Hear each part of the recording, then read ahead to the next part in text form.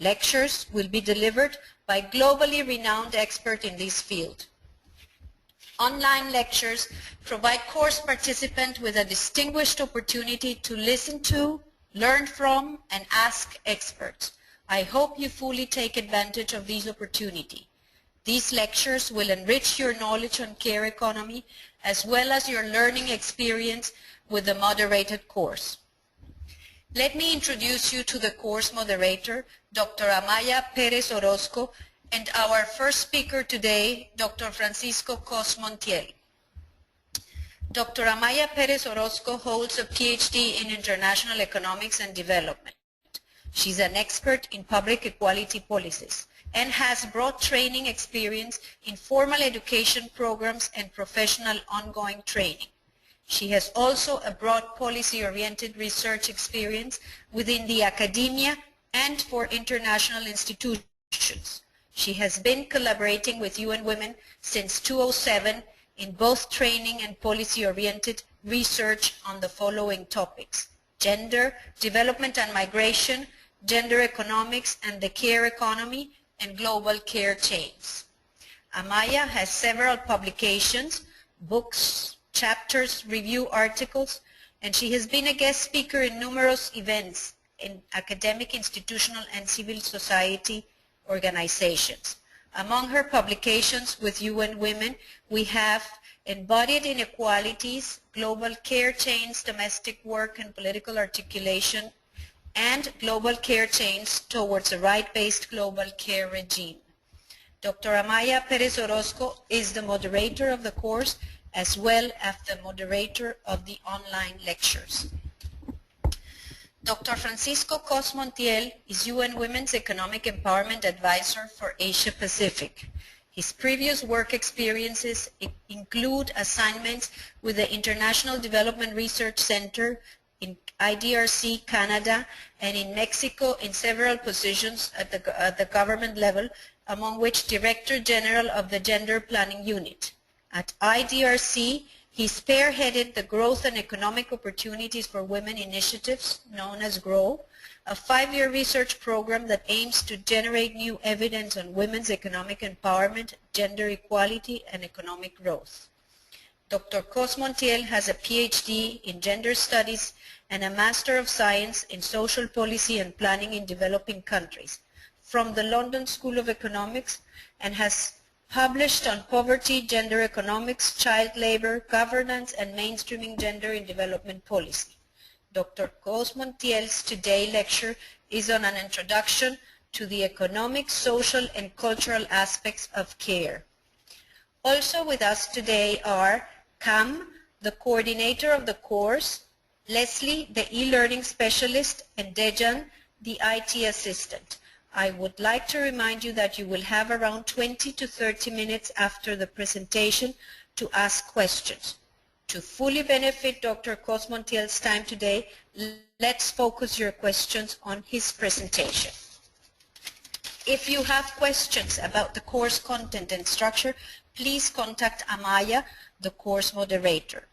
If you have questions about the e-learning campus, please contact Leslie. And if you have questions about the course as overall, please contact Cam. Lastly, please ensure that you attend all 7 online lectures. Without further ado, let me hand this lecture over to Amaya. Thank you. Thank you, Clemencia, for your opening words of the course. One moment, I must.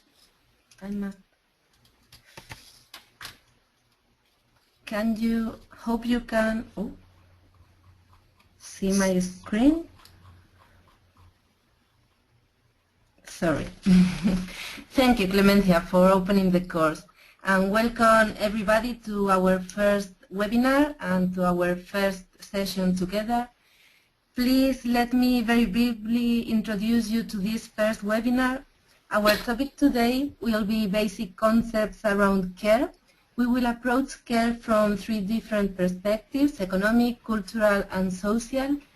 Care is a multidimensional reality, and we cannot approach it from a single perspective. So this is why we are approaching it from a multidimensional perspective. We will introduce the main concepts that will be used all along the course and that will be further explained in next sessions. Remember that the next session will deal with the topic of identifying care needs and providers. The third session will deal with the main features and main changing trends in the social organization of care. The next one, the fourth session, deals with the care economy as such.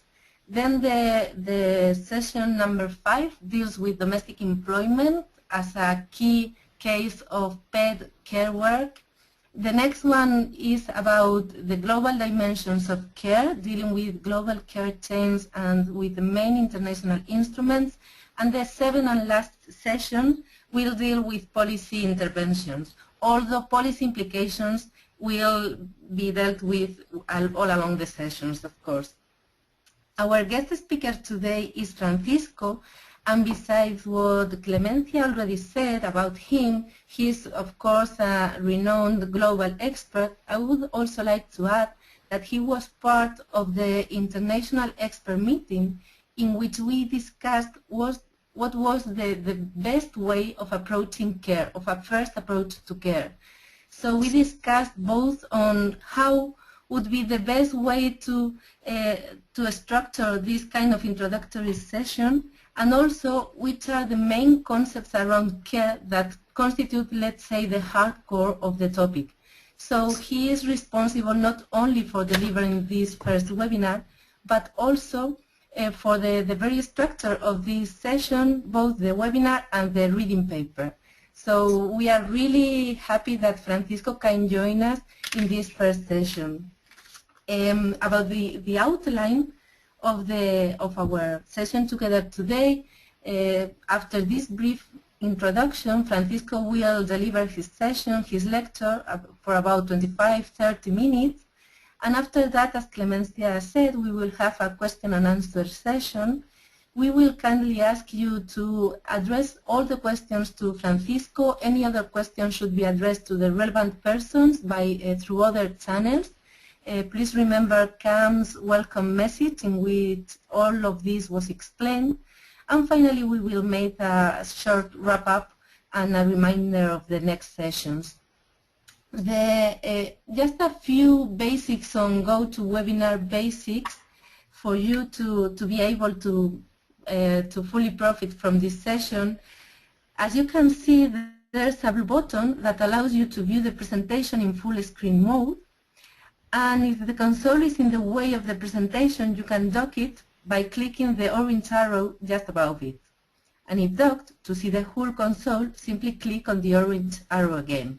We know this is the first session. It is quite possible that all of us make some mistakes, but we will learn much better for next ones. And we are sure that it will be enough for all of us to enjoy the session. And a second issue about the working of the platform, on how to interact today, as we said, the main way will be to ask Francisco all your doubts, all your concerns on the contents of this session. And to do so, you need to type your questions in the question box. So note the question section at the bottom area of the webinar console. Hope you can see it. And then you have to click on the plus to ensure the questions are visible. You need to type your question there, and a box will appear where you can type it and send it. We will collect all the questions, and we will address them at the end of Francisco's lecture. I mean, you can send your questions all along his lecture at any moment, and we will address it at the end. Or if not, at the very end of his lecture, you can just have a couple of minutes to write your overall question on the course, and then we will try to answer all of them that time allows us. So Francisco, please go ahead. We are really looking forward to listening to you. And that's all for my part now. Thank you very much, Clemencia and Amaya, for the very kind and generous presentation and introduction to the course and lecture. My name is Francisco Cos Gutiel, and I am a UN Women's Policy Advisor for the Regional Office for Asia Pacific. It is a real pleasure to be here with you and give you an introduction to what care means in practical, economic, social, emotional, and cultural terms. And I would like to start my presentation with my first image, which is an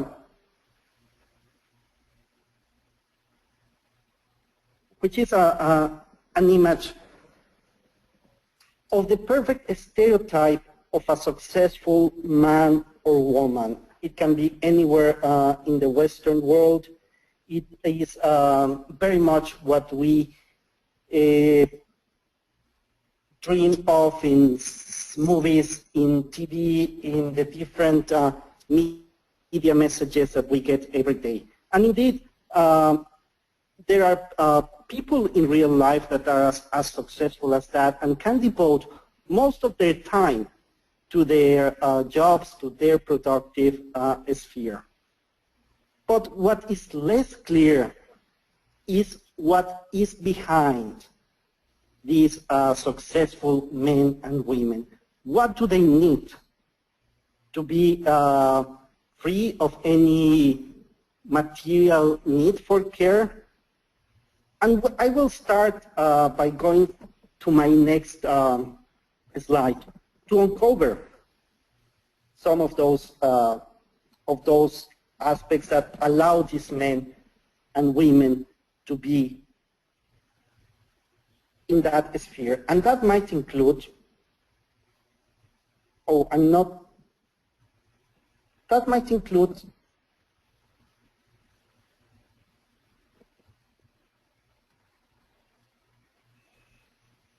a lot of activities that help them to be functional in real life. Somebody who cooks for them, for example, somebody who cleans the clothes and irons them so they can be perfectly fed, perfectly fit, perfectly dressed up for the daily task and the daily successful lives they live every day. In my next slide, I continue by also showing that if this person gets ill, he will receive care from a doctor, a nurse, or if he has to be ill for a few days, somebody else is going to look after him, take after him. Probably this person has either a personal assistant who helps him deal with a number of things, or maybe he's married and he has a partner, a wife, who helps him organize a number of daily day activities. In my next slide, I show that if this man or woman need to care for either a child or an elderly parent, they will probably have somebody to help, a nanny in the case of children, or a nurse or somebody who stays over and looks after the mother, the father who is in ill health. So what we have here is the structure, a whole structure that allows these people to be successful, to be fit for very demanding jobs and careers. And here we see one side of the story, but even in more precarious conditions, care is an everyday reality, as I will show in my next slide.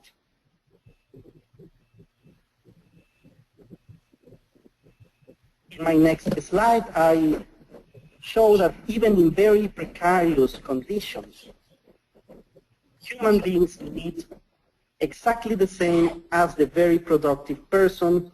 They need to be fed, they need to be dressed up, they need to be looked after either if you are somebody who is ill or suffering from poor health, or if you are a small child.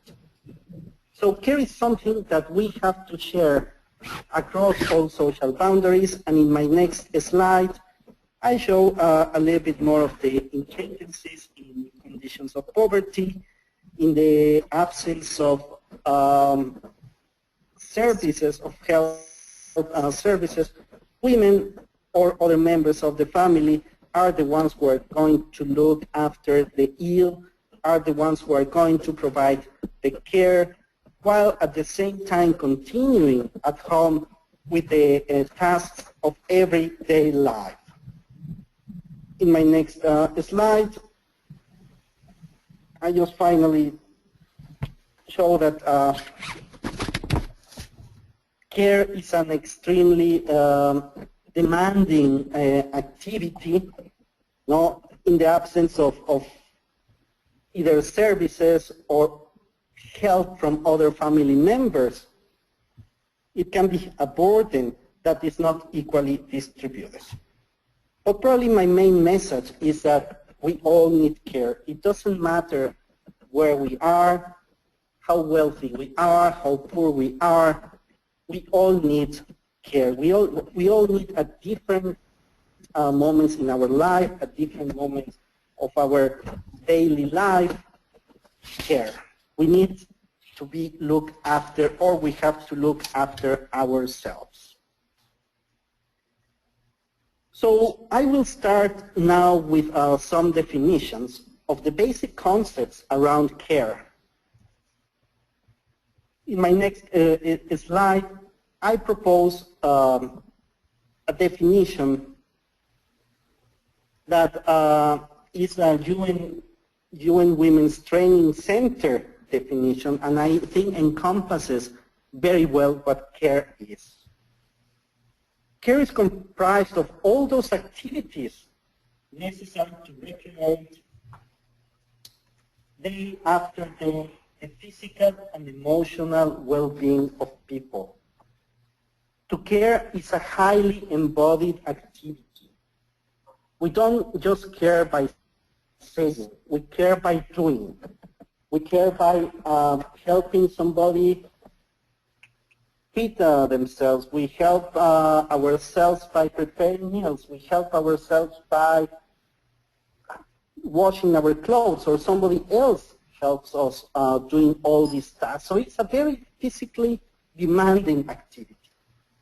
But it's not only about the physical dimension, it's also about the emotional dimension. And care implies emotions, implies a level of well-being that requires certain terms of engagement, of emotional engagement with the people who receives and who gives a care. And to better understand what we are referring to when we talk about care, we can examine three different components. First, the direct care that involves the direct interaction between people in the interest of physical and emotional health. It means talking to a child who was bullied at school. It means talking to a father who is suffering from Alzheimer. It means talking to a partner who went through a bad day in the office, and also involves the physical activities of cooking, of ironing, of helping somebody to go to the toilet if they are not able to do that, all these kind of physical activities. But it's not only about that, it's also about the preconditions for care that are quite time demanding.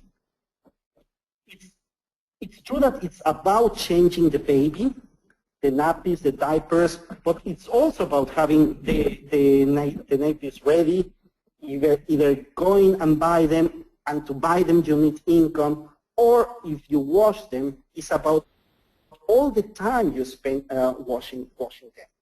If somebody is ill, it's about the infrastructure, it's about having contributed to a health insurance in countries where there is health insurance, or having a state that provides a good health care. And in the absence of those preconditions, care becomes extremely complicated.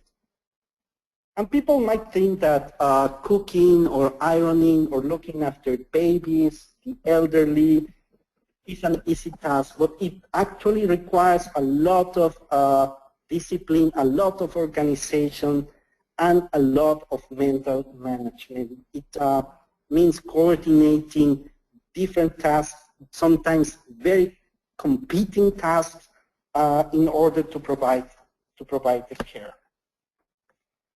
So in my next slide, I say that care is something that we are all going to need along our lives, because life is a relationship of interdependence. We need from each other at different levels. A child needs much more care than an adult, but an elderly needs also a lot of care as the end of life approaches. However, care is not equally distributed.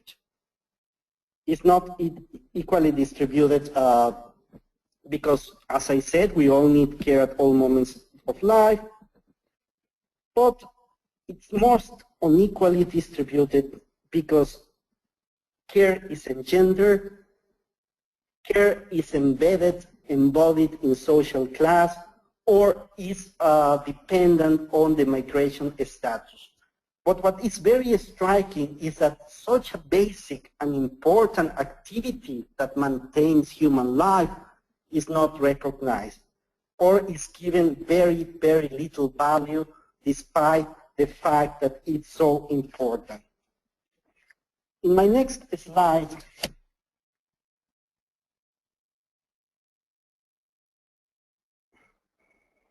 I will try to make a case on why care about care, why care is so important. And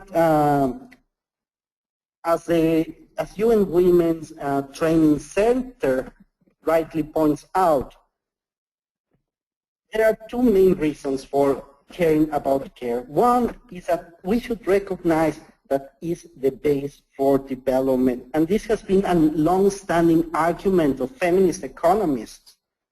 We human beings, we are not produced in a machine. We are not reproduced out of magic, out of the blue. We require a huge number of investment, of care investment, to achieve the levels of either maturity or human capital.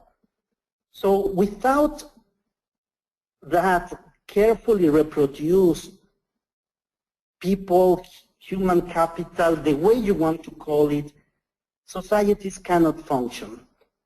We don't grow in plants, we are not produced in factories. We require all that caring work, all that care to function in life. And it's not only the process of growing up, it is a process that is continuous, although there are differences across the life cycle. And this is why it's an ever-present reality. Care is not something that you stop needing when you grow as an adult. You still need to be fed, you still need the emotional support, and you still need a number of material conditions to be achieved. And unfortunately, as I said, it is highly unequal between men and women, mainly. And worldwide, women work for free between 2 and 5 hours a day more than men do. And this is a subsidy for the economy. This is women, by caring, are subsidizing the human capital production and reproduction in the economies. And if these unpaid tasks were assigned a monetary value, it is estimated that they would count for 10 to 39% of the GDP of any given country. if all the cooking, all the washing, all the caring, all the emotional support were quantified, it would imply a huge amount of the economy. In the next slide,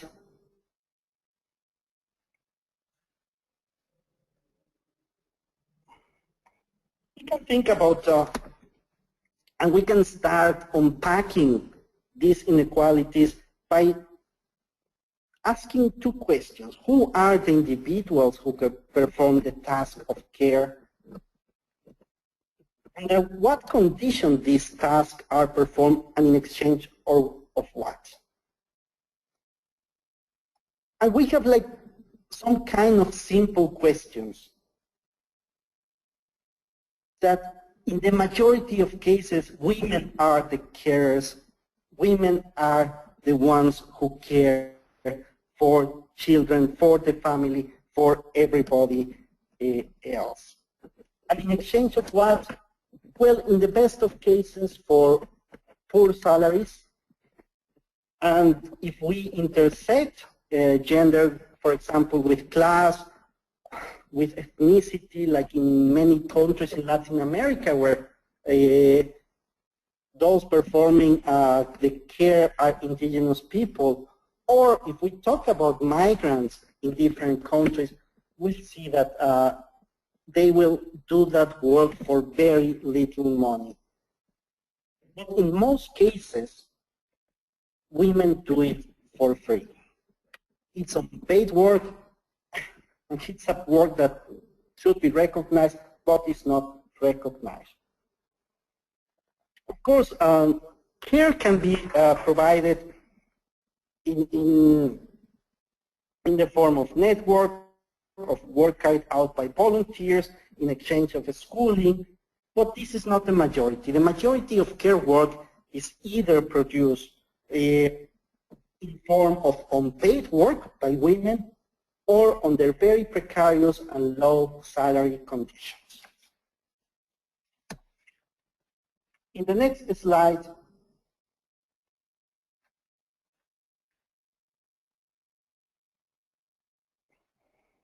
we just simply recognize that the way care is organized is different among societies and contexts.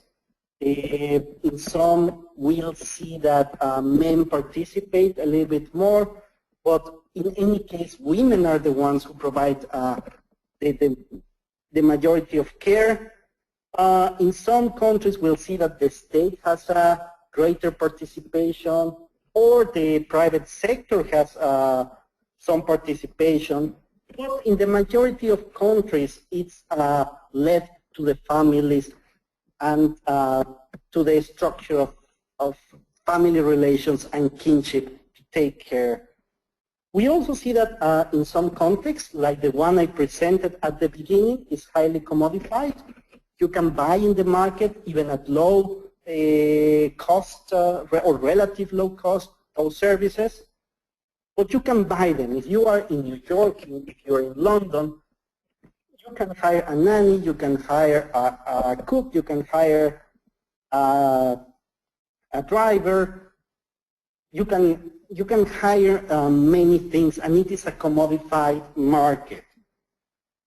And even in developing countries, you can do that. But it reflects the inequality that those who have the means, the economic means to do that, will have their care needs relatively resolved without major pressures. And in some cases, the state assumes some responsibility, but in the majority of cases, and particularly in the light of the recent financial crisis, it does so partially or inadequately. In my next slide,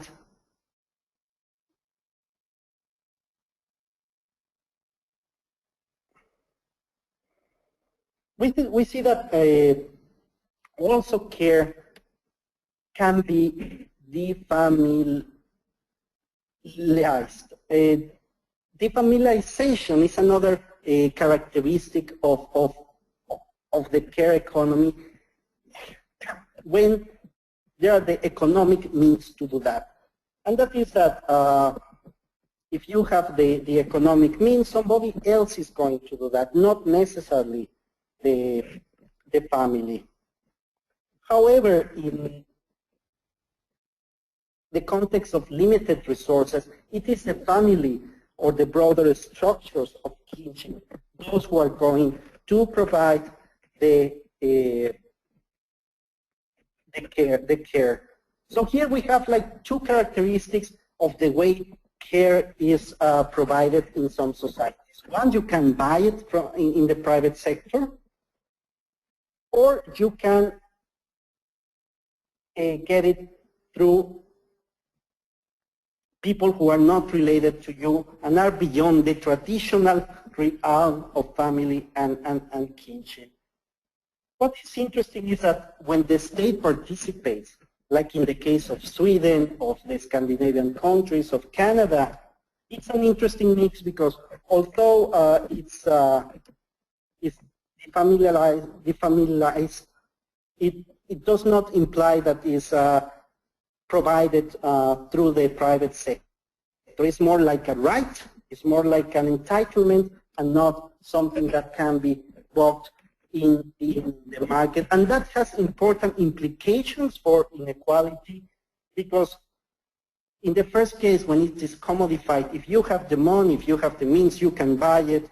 But when there is a relatively fair state, then you can get it independently of your level of income.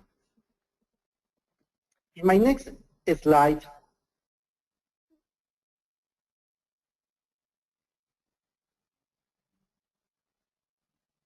I will just reiterate that one of the main characteristics why care is injustice is because it's understood as a woman's responsibility. The sectors are highly feminicized, and they tend to present worse labor conditions, not only because care is undervalued, but also because of the gender stereotypes that imply that women are secondary breadwinners, and for that reason they should make lower salaries. And as just to reiterate, the two pillars of the social organization of care are, again, the unpaid work done by women in families, mostly women, but also in some cases children, and the domestic employment that compensates as well. And domestic workers are among the most vulnerable forms of employment as defined by the ILO itself. In my next slide, I continue talking about that care is normally associated with women, in both as symbolic, because in culture, it is very accepted, it is widely accepted, certainly in the Catholic tradition that I grew up in, that women have to sacrifice themselves for the other. And this is an important obstacle for changing the economy of care. No, as long as it is fine for women to sacrifice themselves and to negate themselves in order to provide care for others, it is going to be more difficult to change that that distribution with men. But so it's, I just want to emphasize that it's symbolic and it is material, and for that reason it is also difficult to change. But as I will see at the end of my presentation, there are ways how to change this. In my next slide, I just want to show a very dramatic cartoon that had a high number of hits in our UN Women page that really shows the conception of care and all the stereotypes and all the invisibility and undervalue of care work, whereas men have much less demands on their times, on their roles, on their expectations.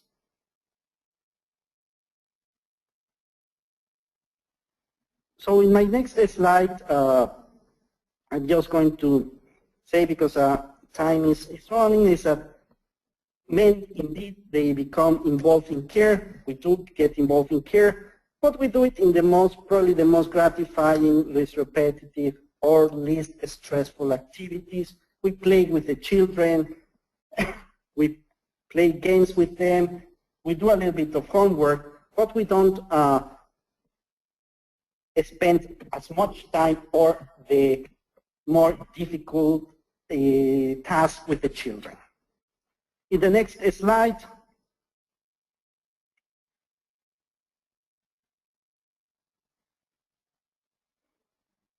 I just want to highlight that the crisis of care that we have is also a lack of social responsibility.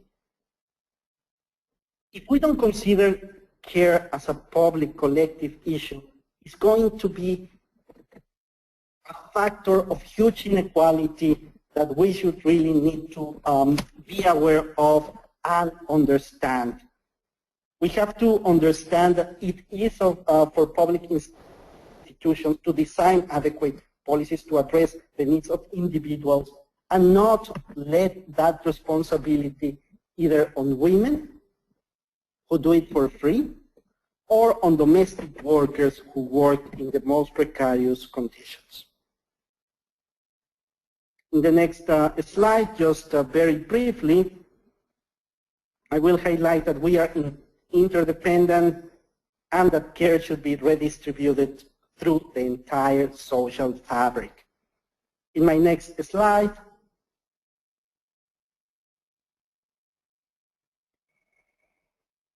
I just want to highlight how the unequal distribution of unpaid care has a negative effect on development, on aspects of life, because it really positions people in different places of human capital accumulation, in different places of potential development of capabilities.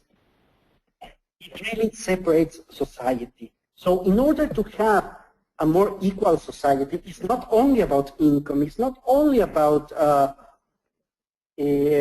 social protection policies, it's also about the distribution of care, because care work, especially for women, can be a burden and can be an obstacle to achieve their potential. My next slide.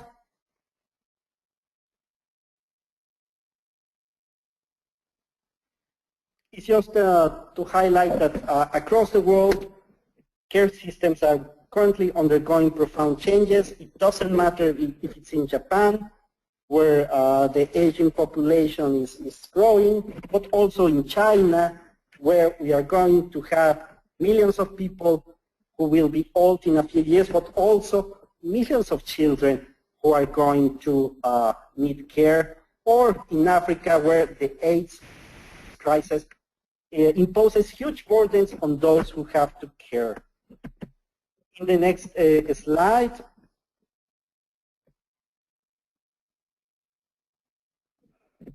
just a few points. I won't go through all of them because we are about to finish, but it is extremely important for women's economic empowerment to reduce the barriers that women face in reducing the care, either for accessing employment or for engaging in better intra-household power dynamics, to involve all types of men in care work, etc. And finally, for the UN in particular, in my next slide, we have two very good reasons to think about care. One is that it is a human development issue and also is a human rights issue. So for that reason, it is central to the mandate of the UN because we follow a human development approach and we follow a rights-based approach, and for that reason it must be central. And in my last slide, just a few conclusions. That care is a critical issue. We should approach it from a life cycle perspective, and the whole economic system is based on care. Because before we are productive, we need to be reproduced and we need to be groomed for fit and to be fit for production. So it is the base for the economic development. And unfortunately, mainstream economies have not recognized that. And broadly speaking, care is unfairly organized. So I just would like to conclude here. I took half an hour, and I have talked about showing a little video, but I will only show like 2 minutes of the video. Let's see if we can load it. Because although it's about Sweden, it really shows how institutions and culture should change to address the economy of care. So I don't know if our technical capabilities will allow us to show 2 minutes of the video, but otherwise you can download it. Okay, let's see. Okay, Francisco, I will try to share the video with the audience.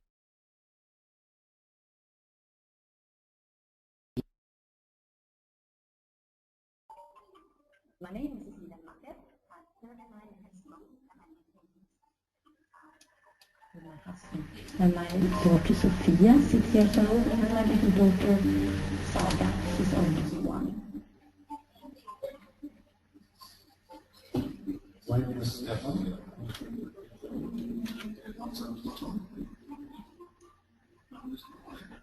Two kids.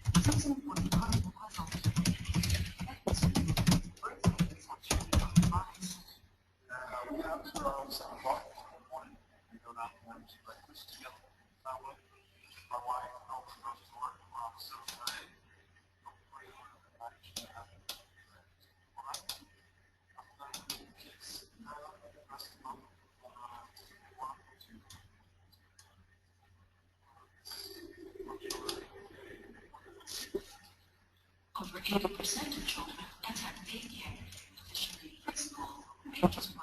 to 5. Preschool is heavily subsidized and considered essential for most families to work without life. The reaction is very bad. He loves it, and then sometimes it's difficult, and I think that's good for both of us to see. Okay, we have seen, you have watched the beginning of this video. We invite you to watch it full. We will share with you the link. And now, Francisco, thanks very, very much for your introduction to the basic notions on care that will be further explained all along the course. We don't have any question by now. I would like to remind our participants that you can type your questions on the question box. If you can see it, you just have to click on the plus, and then it appears a box where you can click the questions. We will give you a couple of minutes if you want to type any question addressed to Francisco. I remember you that this is a unique opportunity to have him with us, and while you type your questions, hopefully, I really hope that you have any question to Francisco. I will ask him if a few things, just while we I insist, just while we wait for your questions. Francisco, you said that the whole economic system is based on care, but that mainstream economists don't recognize it. Why do you think that this happens? I mean, this is striking, this difference, that this is the very base of the system, but at the same time, it's not recognized. Why do you think, what are the main reasons, or anything that you could share with us, please? Thank you, Amaya. Well, probably the first reason is because the majority of orthodox economists are men themselves. And I suppose that, first of all, you really have to understand what care means firsthand. You really have to engage and feel and suffer or enjoy what care means. And even for me, being a man who has been very concerned about gender issues, it didn't become very clear until two particular moments of my life. One, the first time I moved to a country where there was no help at home. So you really had to do it all by yourself. And then you realize the huge amount of time that you need to cook, that you need to wash, that you need to iron, that you need to do a number of things that if you don't have to do it, you don't live it. And the second one was when my father was at hospital, and we had to share the care between my mother, my brother, and myself. And that was a different dimension of care with all the contradictions that it implied. Of course, we did it out of love, but we also experienced it as a burden, as a demand, as a illness progressed, and as demands on our time, on our effort, on our sleepless nights happened. So I think one of the reasons why it has ignored is because men haven't had to experience that. The second one is because classical economists only think about asking certain questions in a very limited way, and then having the data, and they don't understand very much besides the productive arena. And they don't understand probably because of the first reason I mentioned, that it's difficult to believe all the amount of work that it takes to care if you don't experience it firsthand. And I see that I received a question about time use service, and certainly time use service are a powerful tool that proves the huge differences in the main arenas of human life, production and reproduction. In terms of reproduction, the results are strikingly unequal. Women work much longer hours than men, but also when we go to the productive arena, we see that although women work a little bit less than men, it's not that much, and therefore the demands on women's time is much bigger. But as men, we don't value that because probably we don't experience that beforehand. And I think we as men really have to experience that much more. Francisco, there are some other questions. Maybe Leslie can share with us them with us, so all of us we can see them, and then you can answer them. So there's a question by Erika who asks, who says about the economic empowerment of women. You wrote on the paper that one of the changes that should take place is to engage men in all types of care work. I easily understand the positive effect on the unpaid side. It is more difficult to understand what would be the positive effect when we speak about care employment. Could you say a few words? Thank you. And yeah, that's her first question.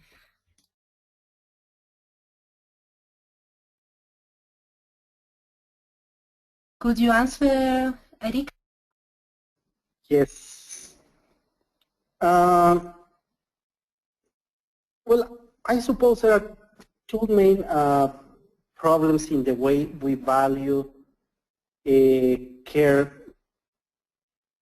work. One is that it's a very gender segregated activity. No, women are all overrepresented in care employment, in care activities.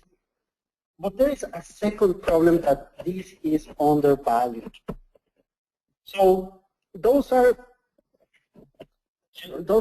occupations that, in the words of Anne Whitehead, are bearers of gender. No? When we think about a nurse, we think about a woman. When we think about a domestic employee, we think about a woman in most cases. When we think about a nanny, we think about a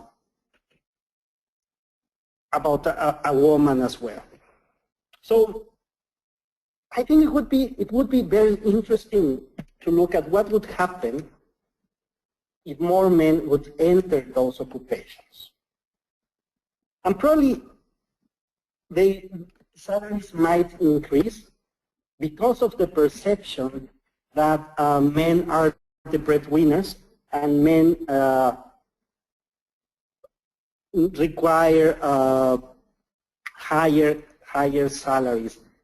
It would be very interesting what would happen in a policy aimed at redistributing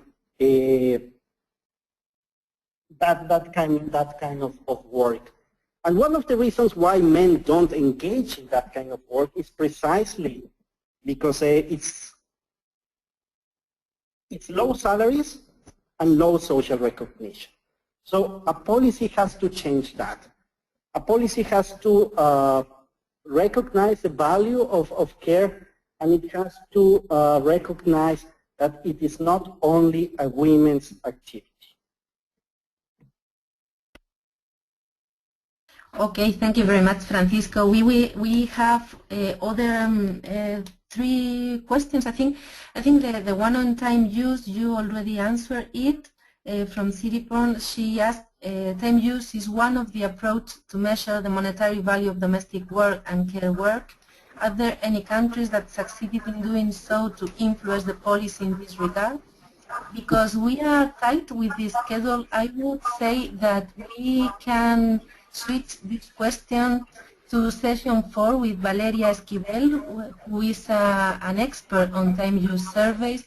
This is a topic that we will deal with in session 3, and that will be focused, the focus of the 4 webinar with Valeria, as I said.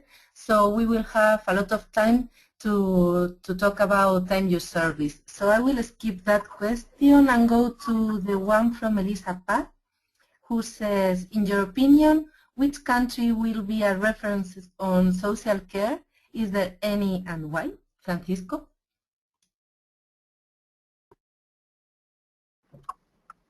For me, the countries to look at are the Scandinavian ones.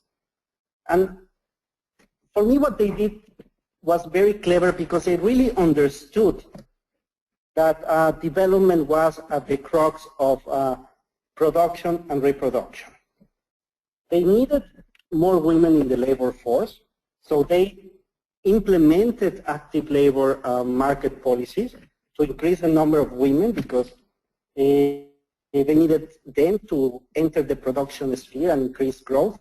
But they were very clever to understand that it was not possible to do so without compensating for the time that women didn't have to look after the family. So they created a a very sophisticated, and now it is much more sophisticated, system that allows families to combine both roles.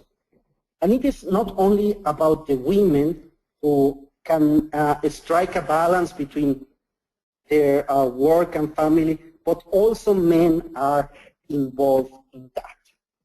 No? So men take paternity leave, men contribute to the house, the activity is social valued. And when we talk about the economic but also the cultural aspects of care, I think it's very important to understand that the activity has to be socially and culturally valued. And men who want to engage in that kind of activity must find some kind of social legitimacy and recognition. Because otherwise, these cultural changes are very difficult to achieve. And in Sweden, you can see that the employees, the private sector supports parents. They are supportive and colleagues. Of course, this is much more common in cities and in the countryside, but still it's a huge change in the stereotypes of the family, in the stereotypes of the sexual division of labor. And what is also very interesting in Sweden is that it is a shared responsibility not only between men and women, but also between the public sector, the private sector, families and communities. I think in Sweden, people, policymakers, society, everybody understood that a life is a balance of production and reproduction, and men and women have to be involved. And of course, people might say, well, Sweden is a rich country, it has a lot of income, but it's not only that. It is also that the society was able to understand that a balanced life is a combination of production and reproduction, and that both men and women have to participate in that. Thanks again, Francisco. Let's go to our final question from, I'm sorry, I cannot pronounce your names. I really must ask you how to properly pronounce all of your names. Our colleague asks about countries which are highly in debt to subsidize services that will reduce the care burden. And she asks, what are your thoughts, Francisco, on how to effectively position the issue of the care economy in discussions with institutions that provide lending, such as the World Bank, multilateral banks, and lending institutions, for example? She means that it is difficult for countries that are highly in debt to prioritize investment in subsidizing services that will reduce the care burden. I just want to remember you that we have a colleague, one of the attendants is working in the World Bank, so maybe we can, I think today she's not with us, but maybe this could be one of the questions that we could collectively discuss. But by now, let's ask Francisco, what does he think? Well,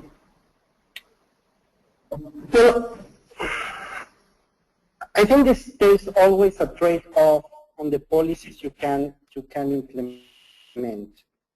And there are competing needs and priorities in every country. But what is the best asset, the best investment of any country? I would say it's human capital. And if you look at all the success stories, even in countries that were deeply indebted, for example, Germany after the war, or many, let's say Europe after during the welfare state post-war, that it wasn't the most auspicious time, but they invested in what was their best asset. And it's human capital. And the problem is that as economists, we talk about human capital, and you and Maya have worked a lot on that, and you have done wonderful work on how why we don't understand that the human capital needs all that underlying work. No? So as long as we continue pushing for the importance of human capital, but not human capital in a vacuum, not human capital like by magic or out of the blue we are going to produce good human capital, but to look at it as an investment. And to look at it as an investment, we have to include one of the factors, which is care. So I know there are many competing priorities in a country. I know that there are many low-income countries. But what is more striking is that even in some countries that are experiencing high levels of growth, and they are all over the world, in Asia we have many, in Africa, in Latin America to a lesser extent, but high countries that are experiencing high levels of growth. However, the amount of share that is given to the care is really outrageous. It's almost ridiculous. So what I would say is not precisely an economic decision, because if we would look at economics, we would understand that it's an investment and it makes logic, but it's more of a political decision where we have to continue positioning questions of care, questions of reproduction, questions of equality at the forefront of the agenda and at the center of human development and a human rights agenda. Thank you, Francisco. We have a final question. I'm afraid we don't have time to further discussion, but of course we have the whole course and we will have diverse tools to discuss. But for today, our last question comes from Sarah Picky, and she asks, what could be the effect of economic crisis on social care?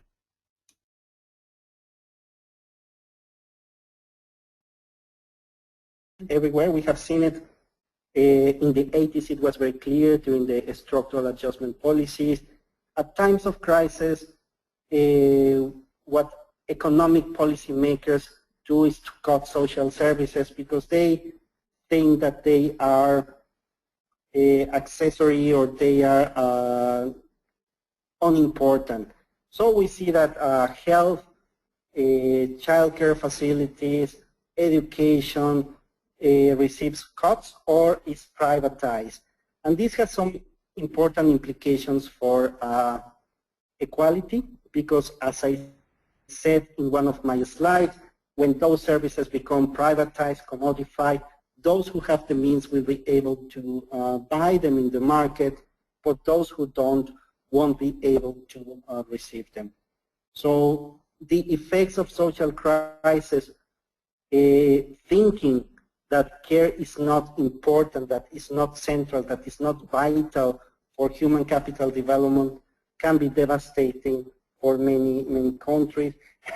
In Latin America, we had what we call the lost decade in the 80s, with very few accumulations of human capital that we still feel after many decades of important human capital accumulation across the region.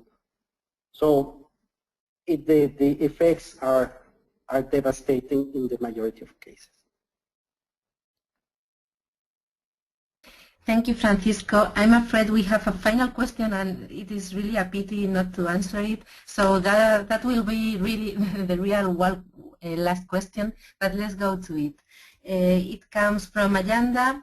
She asks, she thanks you for your presentation, Francisco, and she says, the negative impact of the economy extends itself to the vulnerable sector, such non-formal or informal cross-border trade, despite the proven significant contribution of this sector to countries' economies, household security and nutrition, etc. Any ideas on how else this can be brought to the attention of mainstream economists?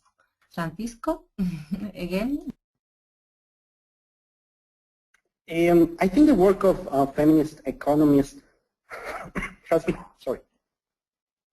has been incredibly important to give the arguments, the economic arguments, and prove that what feminists have been saying for a number of years is true.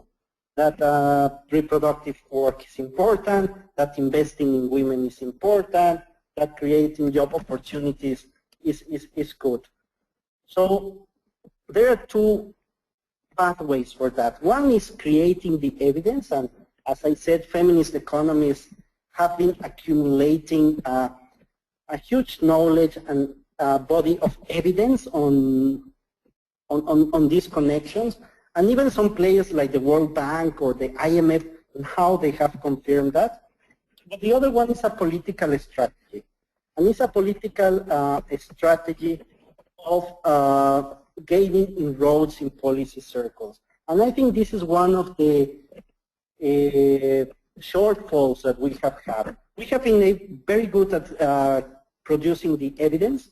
We have the arguments, but we don't understand quite well the economic policy processes. And I think we should engage much more as a political strategy, as a lobbying strategy, as a tactical and strategic way of thinking on how to gain the inroads of what makes sense for everybody. No, is when you look at the evidence, it's very hard for anybody to deny it, but still, it's just the way that economists think in very limited ways that, again, makes them forget. It's not, probably it's not that they don't not recognize that this is important, it's just that we are not there yet to be part of the decisions and to be as strategic, as tactical as possible to influence those processes beyond the evidence.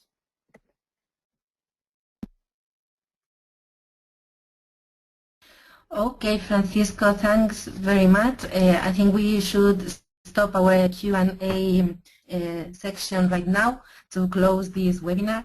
Francisco, thanks a lot. I wanted to know that Francisco didn't write the reading paper that is the mandatory reading for this session. It's not that he could not write a very interesting thing, but that he did not write that piece of paper exactly.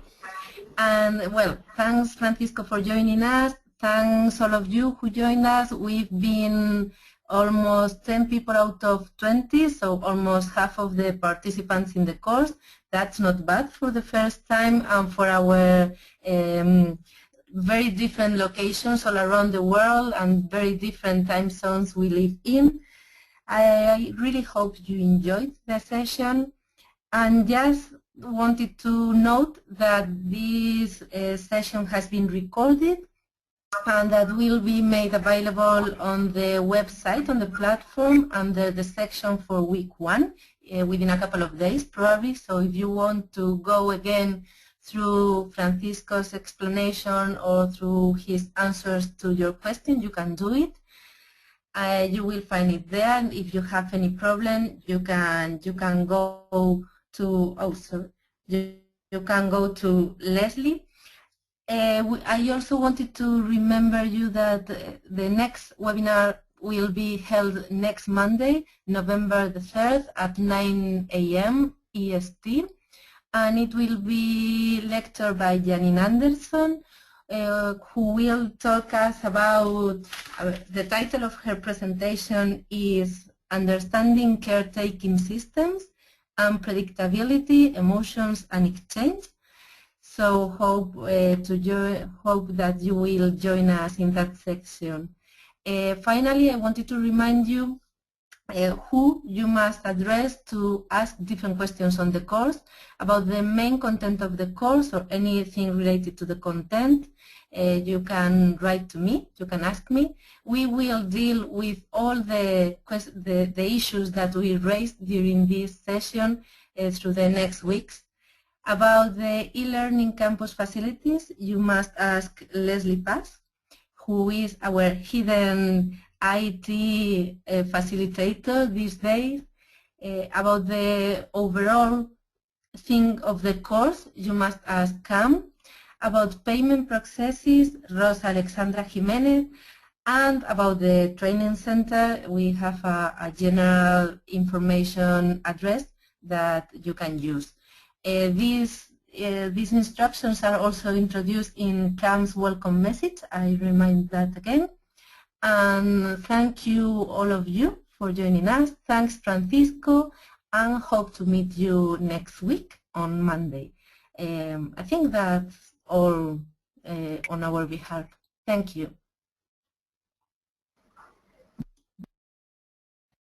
Thank you very much, and I recommend everybody to read the excellent paper that the center and Maya produced. This is a fantastic introduction to the course. So thank you very, very, very much.